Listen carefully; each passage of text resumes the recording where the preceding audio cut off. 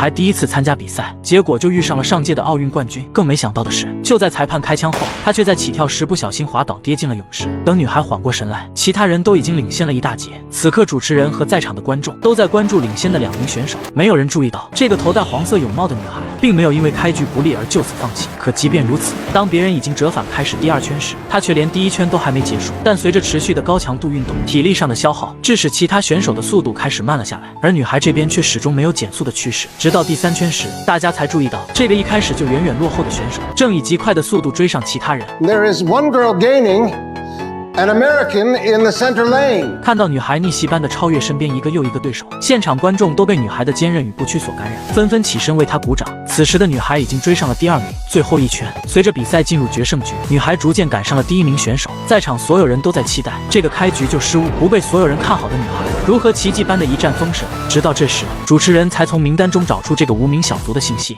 The American Trudy Ederle has moved into second place。 似乎是听到自己的名字第一次被念叨，女孩爆发出惊人的毅力，快速挥动着双臂开始最后的冲刺，最终以领先对手半个身位的优势，第一个到达了终点。全场爆发出雷鸣般的掌声，众人就此见证了一个传奇的诞生。而这个女孩就是赫赫有名的特鲁迪埃德尔，历史上首位横渡英吉利海峡的女勇者。在100年前，横穿英吉利海峡被视为是男性的专利，女性甚至就连下水游泳都是很大的突破。在这个女子饱受歧视的年代，鲁迪无惧时代禁锢和社会的偏见，克服重重险阻，向世界证明女性不该被歧视。男人能够做到的事情，女人也同样可以。鲁迪8岁那年，亲眼目睹了一艘客轮在进港时发生火灾，导致800多人死亡。因为不会游泳，其中大部分死亡的都是女性。这件事掀起了女生学游泳的热潮。可即便如此，女生也被禁止和男生共用一个泳池，而且女生不但被限制游泳姿势，还要忍受教练的调侃。Paddle faster, like a dog。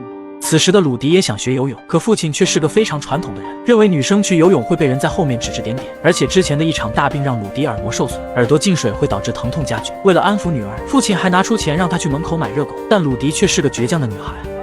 I don't want to buy it. I want to win it. 为了表示抗议，鲁迪开始没日没夜的弹琴。白天他会跑到爸爸的肉铺，晚上则在楼上哼着曲子跺着脚，直到父亲彻底崩溃，推开门扔给楚迪一件包裹岩石的泳衣。第一次学习游泳，父亲将绳子拴在鲁迪身上，本来还担心女儿会害怕，没想到鲁迪径直跑进了海里，这让拿着绳子的父亲都一时猝不及防，似乎是对游泳有着特殊的兴趣。鲁迪从小到大只要有空，就会和姐姐来到海里一起游泳，尽管还是狗刨的方式，但他们游得并不慢。出于喜爱，两姐妹时常会来观看比赛。当时的美国游泳比赛还只限于男生，鲁迪吐槽这些场上的选手好像游得还没姐姐快。下面的裁判听到后对两姐妹发出了嘲讽。 I've seen her dog paddle. Maybe she could race a German Shepherd. 幸灾乐祸的裁判说完，转头就撞见了鲁迪的母亲。母亲毫不留情地教育了他，维护了姐妹俩的尊严。回去后，母亲在餐桌上告诉父亲，要送姐妹俩去游泳队。本以为死板的父亲不会同意，可父亲听后却哈哈大笑。What's so funny? For girls, there's no such thing. 母亲虽然没有说话，但在第2天就带着女儿来到了隐藏在锅炉室中的游泳队。姐妹俩第一次见到了自由泳，泳队的教练是个叫艾比的女人。她先让姐妹俩试游了一下，可只同意让姐姐加入，而鲁迪却被教练嫌弃他的泳姿像是溺水。为了女儿的心愿，母亲不断向教练强调着鲁迪的长处，最终教练同意让鲁迪加入，不过条件是他要负责每天烧锅炉。60-pound bags. If Trudy helps out, she can practice in the pool after hours. 母亲欣然接受了这个条件，但游泳队每周还要2美元的学费。在那个年代，女人最大的成功就是照顾好老公，抚养好子女。保守的父亲本就不想姐妹俩去游泳，更别说还要出学费了。母亲看出丈夫的偏见，于是决定自己来支付姐妹俩的费用。从此之后，母亲就在缝纫机上整日的操劳，靠着一些手工来供姐妹俩的学费。而此时的鲁迪在泳队却过得并不好，他干着又脏又累的工作，每天只能看着其他人在水里练习。可是鲁迪并没想过放弃，他会在私下里独自去海边琢磨游泳技巧。由于鲁迪每天烧锅炉就像个丑小鸭，遭到了2名队员的羞辱。可鲁迪只是保持着沉默，并未反抗。但姐姐不能坐视不理。 Leave her alone. What, she needs you to fight? Trudy beat measles. You goons wouldn't stand a chance. 教练得知了鲁迪曾经得过麻疹，不禁对他另眼相看。因为当时的医疗水平有限，得了麻疹只能凭借自己去抗争，能活下来的人很少。于是教练决定给这个女孩一次机会。 All right, listen up. We're gonna start something new. Every day you'll race each other. Last place feeds the boiler. Starting now. 鲁迪的嘴角第一次露出了微笑，因为他知道，面对周围人的嘲讽，最有力的回击就是用行动打败他们。尽管鲁迪依旧是垫底的存在，并且天赋也不是最好的，但他绝对是最刻苦的一个队员。在鲁迪的不懈努力下，他的实力也在逐渐的提高。终于这次他不用再去烧锅炉了，这回垫底的正是之前嘲笑过鲁迪的女孩。此时，穿越英吉利海峡成为当下最热的话题。这是片危险的海域，已经夺走无数男人的生命。而这个名叫威廉的人，是第2位成功穿越海峡的人，被誉为时代英雄。而鲁迪也被时代英雄这4个字深深的吸引。不久后，泳队迎来了第1次正式比赛，他们的对手正是上届的奥运冠军。然而比赛才刚开始，鲁迪就不小心滑倒跌进了水里，开局的失利，这让本就期望不高的鲁迪更加不被人看好。但让所有人都没想到，他却一路逆袭，超过前面的一个又一个选手，最终取得了第1名。从此之后，鲁迪一路高歌猛进，获奖无数，不断刷新一个又一个纪录，被登上了各大报纸，还收获了不少粉丝。而姐姐每次却都成了妹妹的陪跑。就在鲁迪还在泳池中不断拼搏的时候，姐姐陷入了爱河，开始疏于练习。这天，母亲来到肉铺，直接将1枚奖牌扔在父亲面前，自豪地告诉父亲：“你的女儿打破了世界纪录。”可是父亲只是看了看，就把奖牌扔进了工具盒。随后的1年内，鲁迪又接连刷新了4项世界纪录。可即便如此，记者采访的问题却和游泳没有一点关系。 We'd like to get a photo of her in the kitchen with a pie. Did Germans eat pie? She holds 4 world records. Nobody has ever done this before. She'd probably do really well in a dance Oh, marathon. has she considered that? Does she have a boyfriend? 而父亲这边也在忙于给鲁迪介绍对象，因为在那个时代，未来如何嫁一个好男人，照顾好丈夫，才是一个女人最大的成就。这天，鲁迪迎来一个梦寐以求的机会。奥运协会的亨利来到肉铺，准备首次派6名女游泳选手去参加奥运会。而有着4项世界纪录的鲁迪，无疑是最佳人选之一。然而可笑的是，本来这次是想向世界宣告美国不存在歧视和大男子主义，可领队的沃尔夫却是个极其传统的大男子主义者。女孩们不仅被安排在最底层船舱，还不允许随意离开舱室，甚至每个门口还都有修女站岗。而男生却可以在甲板上练习比赛项目。1个星期后，无法忍受的女孩们向沃尔夫提出抗议，可这个晕船的固执老头根本不想理睬，女生只能在男生去吃饭时才能来到甲板透口气。 What about Paris? Do we get to train there? Get your chance when the gun sounds. 鲁迪在船舱里待了1个月，直到游泳比赛开始，他才第1次接触到水。比赛的结果可想而知，由于长期的封闭和缺乏练习，鲁迪的最好成绩也仅仅是枚铜牌。男人们把这次的责任都怪在了女孩们的身上，甚至还打算解散女子游泳队。此时的鲁迪心灰意冷，备受打击。回到家后才得知姐姐竟然订婚了，但结婚的对象却不是相爱的男孩，而是听从父亲安排，嫁给了门当户对的屠夫。看着姐姐麻木的选择没有爱情的婚姻，鲁迪为姐姐感到十分心痛。可姐姐却已经接受了现实。 What do you think will happen to you? Your future, it's already been decided. Do you think people around here care if you win or lose? 2 girls from the butcher shop? We can't win. People, they don't want us to be heroes. I'm sorry, Trudy. 姐姐的话让鲁迪对未来更加的迷茫。看着海滩上2个女人因为露出大腿而被警察带走，鲁迪也唯有认命的深吸了口气。直到这天，正在擦玻璃的鲁迪被一个小女孩认了出来。Excuse me, miss. Are you Trudy? Yes. I just want to say that because of you, they let me swim. 这句话似乎让鲁迪意识到了什么，他转头问道 Are you fast? I once beat my brother in a race, but he says it never happened. That it's impossible. But it did happen, didn't it? The impossible. Sure did. One day, I want to be just like you. 小女孩的话让鲁迪豁然开朗，原来观念的转变已经在悄然发生，而他需要做的就是去开创先河。不久后，当屏幕上再次播放那条穿越海峡的广告，看到上面特别注明只有最强的男人才能做到时，鲁迪回头看向了姐姐。多年的了解让姐姐意识到妹妹做出了一个疯狂的决定。鲁迪在餐桌上宣布了自己的决定，父亲出来反对，可鲁迪并没让他继续说下去。在教练的帮助下，鲁迪找到奥委会的亨利寻求赞助，但是对方根本不相信一个女人可以做到，因为海峡之间相距21英里，再加上应付变幻的海流，就得游将近50英里的路程，而且还要面对冰冷的水温和可能降临的风暴。亨利十分确定鲁迪会死在海里，他可没时间和他们开玩笑，因为他要赶去纽泽西给母亲庆祝生日。不料鲁迪却提出了一个赌约。I don't understand. You drive your car, and I'll swim from New York to New Jersey. You want to swim to Jersey? It's about 7 miles across the lower bay from Rockaway Point. We'll make a deal. If I make it, the AOU pays my way to the channel. Passage, trainer, guide boat, everything. 7 miles. In how many hours? 5. I'll do it in 4. 3. And we'll sponsor you. 最终，亨利给了鲁迪3个小时，确认了餐厅的名字后，鲁迪一跃跳入海中。虽然这次的挑战比不上穿越海峡，但是没有引导船又赶上天黑，鲁迪只能依靠路边的灯塔指引方向，并且在漆黑的海面上还要时刻注意驶来的货船。鲁迪迅速潜入海底，避开了危险，但这也耽误了不少时间和体力。随着蜡烛被吹灭，亨利这边也进入尾声，看了看平静的海面，他料定鲁迪是赶不过来了。谁知正当他走出餐厅，宣布赌约失败时，打开车门的一瞬间却愣住了。How was dinner, Mr. Sullivan? 亨利不敢置信地看向裁判，才知道鲁迪只用了2个半小时就游到了这里。震惊地看着眼前的女孩，亨利不但履行了赌约，还请2人吃了大餐。晚归的鲁迪被母亲叫住，得知女儿下周出发去英吉利海峡。虽然母亲十分担心鲁迪的安危，但也不想阻止女儿去追求自己的理想。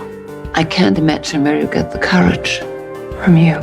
而且鲁迪今天的一切也和母亲从小的教导息息相关。然而鲁迪没有想到的是，亨利这次给他安排的教练竟然又是那个固执老头沃尔夫。Charlotte Epstein is going to train me. A woman? Training a woman? Like a lion taming a lion. Bad idea. She's my coach. Mr. Wolf is your coach, Trudy. 无奈之下，鲁迪也只能暂且接受了这个安排。他们来到了法国的灰比甲，这里是穿越海峡最佳的入水点，聚集了很多前来挑战的勇者。面对突然出现的女性挑战者，这让一向自认为挑战海峡只属于男性运动的勇者，自尊心受到了打击。What gives a woman the right to come to such a place?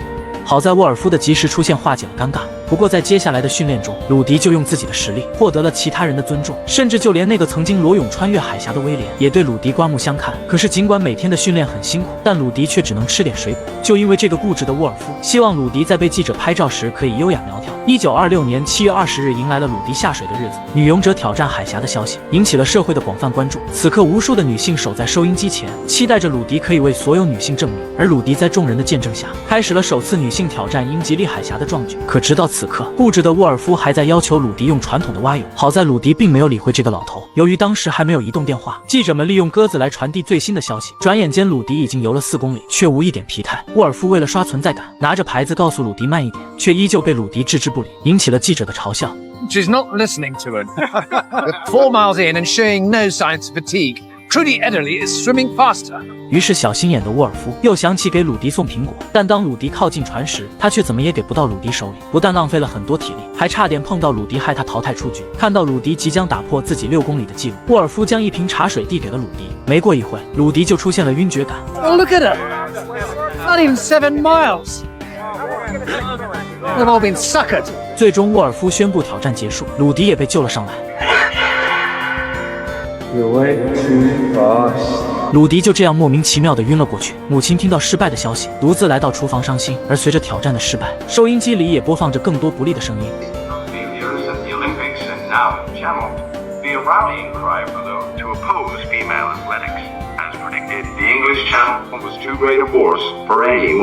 此时一直反对的父亲听到女儿的消息，默默地拿出那个刷新世界纪录的奖牌，沉思良久。2周后，康复的鲁迪在医院见到了父亲。父亲第一次向女儿道了歉。有了父亲和姐姐的陪伴，让鲁迪的状态好了不少。他们本想坐明天的船回家，然而一个男人的突然闯入，却让鲁迪重燃起希望。这人正是成功穿越海峡的威廉。You were swimming 2 knots against every chop, and then suddenly you were drowning.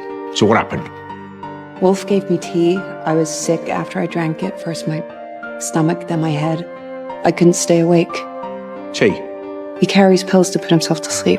鲁迪想起沃尔夫有晕船的毛病，所以随身带着晕船药。众人这才明白鲁迪是被沃尔夫下药害的。可即便如此，现在也没有人会信鲁迪说的话，除非他成功穿越海峡。而威廉愿意当鲁迪的新教练，于是鲁迪从返程的船上偷偷跳了下来。这次有了家人陪伴，鲁迪再也不是独自奋战。威廉根据经验制定了新路线，但也增加了20英里的距离。原来大家都认为穿越海峡是条直线，但多变的海流其实才是决定路线的关键。临行前，鲁迪请求威廉，这次无论发生任何情况，都不要将他拉出水面。而威廉也被鲁迪孤注一掷的决心所感染，答应了他的请求。1926年8月6日，鲁迪向英吉利海峡发起了第2次挑战。此时记者们也得知了鲁迪没有返程的消息，匆匆赶来获取第一手资料。可鲁迪并没给他们采访的机会，便只身跑进了海里。此刻小儿子听到广播中播报着鲁迪再次挑战的消息，便赶紧告诉了母亲。母亲一开始还以为儿子听错了，可当他看到对面的楼里再次亮起了灯，女人们又围坐在了收音机旁，这才意识到女儿真的又发起了挑战。而鲁迪这边也迎来了第一个麻烦，记者们为了拿到新闻，竟然紧急租船追了上来。他们为了拍照，小船距离鲁迪越来越近。尽管姐姐极力大声的劝阻，可是这帮人根本不听。直到一声枪响打翻了照相机，原来是威廉拿着手枪站了出来，这才吓退了记者。而鲁迪接下来的挑战，则是一片红色的海域，这里布满了红色的水母群。虽然这种水母没有毒，可是水母蛰人所带来的疼痛，也不是一般人可以承受的。这次需要鲁迪凭借自己的意志力去渡过难关。密集的水母导致鲁迪每游一下，都会让身体出现数道新的伤口。好在最终他还是挺了过来，游出了这片红色的海域。此时的鲁迪躺在海面上恢复体力，他的身体疲惫不堪，身上到处都是肉眼可见的伤痕，再加上海水中的盐分，无疑让伤口带来的疼痛感更加明显。姐姐看到后，为了鼓励妹妹，毅然跳进了海里。因为他知道鲁迪不喜欢输给别人。 Right to run up here. 有了姐姐的鼓励，鲁迪再次出发。可是没过多久，姐姐就没有了力气，无法继续陪着鲁迪。回到船上后，姐姐已经被冻得瑟瑟发抖。原来妹妹所经历的远比想象的要困难得多。随后，鲁迪又遇上了急促的海流，凭借着坚强的毅力一路逆流而上。此时距离海岸还剩下最后5英里，可由于海流的影响，鲁迪的路线还是被推到了浅滩，所以引导船不能再继续向前指引方向。鲁迪必须独自游过这最后的路程。 Trudy, we can't follow you through the shallows. Without us, you will be lost. Get out now. The swim is over. It's not over. I love you.